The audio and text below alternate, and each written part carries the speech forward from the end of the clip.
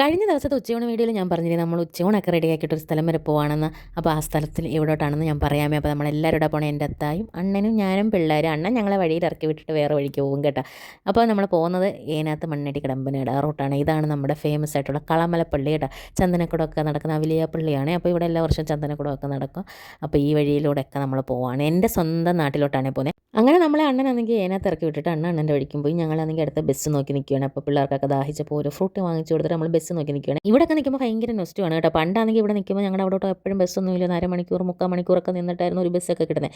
ഇപ്പോൾ അങ്ങനെയല്ല, വന്നിറങ്ങിയ ഉടനെ ബസ്സൊക്കെ കിട്ടും. കാലമൊക്കെ നല്ല പുരോഗമിച്ചില്ലയോ.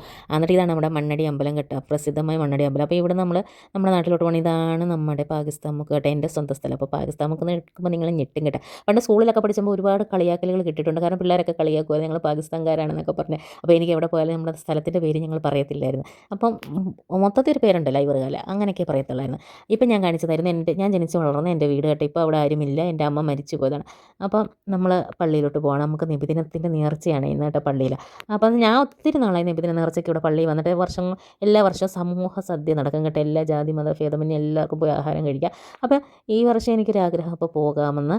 അങ്ങനെ പോകുന്നതാണ്. അല്ലെങ്കിൽ എൻ്റെ അമ്മയെ കബറടക്കിയത് ഇവിടെയാണ്. അപ്പോൾ ഞങ്ങൾ എല്ലാ വർഷവും ഇവിടെ വന്ന് യാസിനൊക്കെ ഓതി ദുആക്കെ ഇരുന്നിട്ടാണ് പോകുന്നത്. അപ്പോൾ ഈ നബിദിനത്തിന് വന്നിട്ട് ഒത്തിരി നാളായി കേട്ടോ.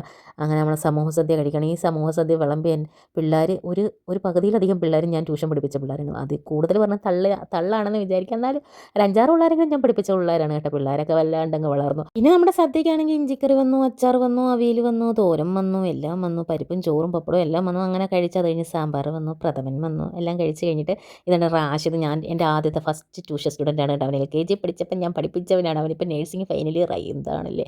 അങ്ങനെ അതിൻ്റെ ഇടയ്ക്ക് ശുക്കൂർ വന്ന് നിന്ന് ട്രോളിയിട്ട് പോകുന്നുണ്ട്. ഞാൻ വീഡിയോ ഒക്കെ എടുക്കുന്നതിന് കേട്ടോ. പിന്നെ ആബിദിനെ അമ്മയുടെ കബറൊക്കെ കൊണ്ട് കാണിച്ചിട്ട് നമ്മൾ തിരിച്ചു വന്നു. ഇത് നമ്മുടെ പുതിയൊരു യൂട്യൂബറാണ്, ഷീജാസ് ഹോം എന്ന് അടിച്ച് നോക്കിയാൽ മതി എല്ലാവർക്കും. കാരണം അവിടെയും കയറി ചിന്നമ്മയാണ് എൻ്റെ കേട്ടോ. അപ്പോൾ ചിന്നമ്മയൊക്കെ കണ്ടു, മരുമോളെയൊക്കെ കണ്ടു, പിള്ളേരെ സെറ്റിനെല്ലാം കണ്ടിട്ട് പിന്നെ തിരിച്ചിങ്ങ് പോരുന്നു. വീഡിയോ ഇഷ്ടപ്പെട്ട ചാനൽ ഒന്ന് സബ്സ്ക്രൈബ് ചെയ്യണേ. Thank you for watching.